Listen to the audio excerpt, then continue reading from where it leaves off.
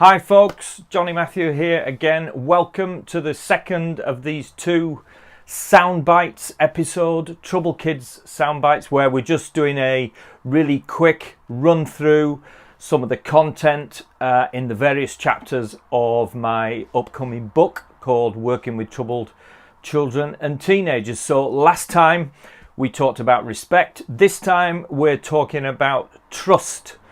And like respect, this is a really foundational thing. So I just want to pull out some major points here just to give you a kind of overview of what the chapter deals with. We start obviously with thinking a little bit about what trust is and how it works. The idea that trust really is the belief in future action by somebody else. We trust somebody whose behavior we think we can predict. So there's that sense of we've been here before, we know how it works, and we trust this person because we think we can project that forward and know something about how it's going to work out again. So we can believe in that, we can trust that, and that person therefore is someone we think of as trustworthy. I guess the key with that is that we need a reason to believe that that's the case. That without a track record of consistent behavior, that person probably isn't as predictable as we'd like them to be. And if they're not predictable to the point where we believe we know what they're going to be like, we're less likely to trust them. And essentially that kind of trust only comes with time and with consistency. So we need to stick around and we need to be very consistent with these kids we're dealing with. The second point, I guess, is this idea that qualifications or the job we do isn't enough. Being a social worker, a foster carer, a teacher, a psychologist, someone who works in a children's home or is a volunteer or in a youth justice team. These things are all well and good and they're good for us, but they mean nothing to the child in actual fact unless there is the establishment of a kind of good degree of relational trust that sits underneath it. It's really important. Only trust will really do it. And in terms of getting real engagement with these kids, only trust will do it. So sequencing matters. That's the third point, that trust comes first. And it's hard for these kids to really trust people for a number of reasons. They've been let down before.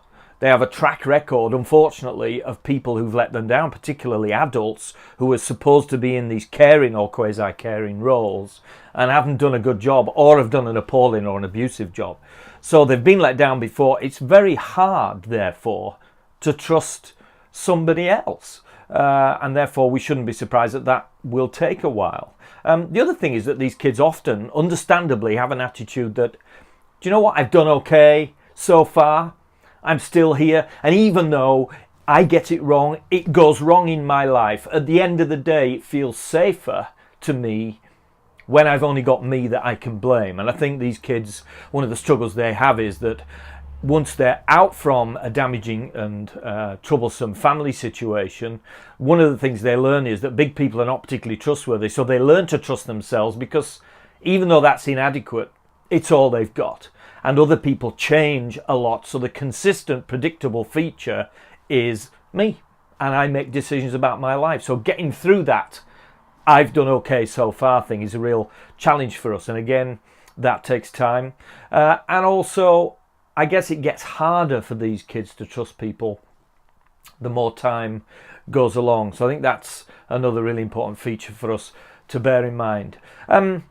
The next thing I talk about really is that this idea that it's tough on your own, that isolation for human beings is not really in our design spec. It's not how we were intended to be. There's a longing for independence, but it's independence in the context of interdependence. We all like our time and our space, but actually that interdependence on family and loved ones and intimate partners and our children and so on is really key to setting us free to be independent and to be fully ourselves. And so that's really tricky for kids who find themselves very isolated because of their histories and because of where they've come to. That sense of reliance on themselves isn't a positive one that sits in a context of interdependence. So I guess where that encourages us, though, that even if it's tough for these children to trust, actually there's something in them that wants that.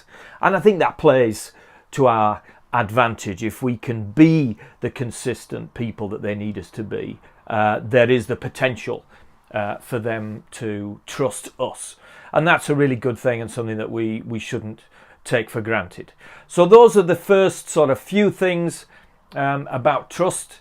I'm going to do a second little episode to give you the other half of this chapter, because there's quite a lot. It's utterly foundational and key to everything that comes after it. So I hope that's helpful and useful and encouraging for you. If you'd like to find out a little bit more, go across onto the website jonnymatthew.com/book, and you can read about what the book's going to be about there. You can get some information, register, sign up for the email list if you want me to keep you in touch with what's going on. But in the meantime, keep on keeping going, keep up the good work. These kids need you, and until next time, I wish you well. Cheers.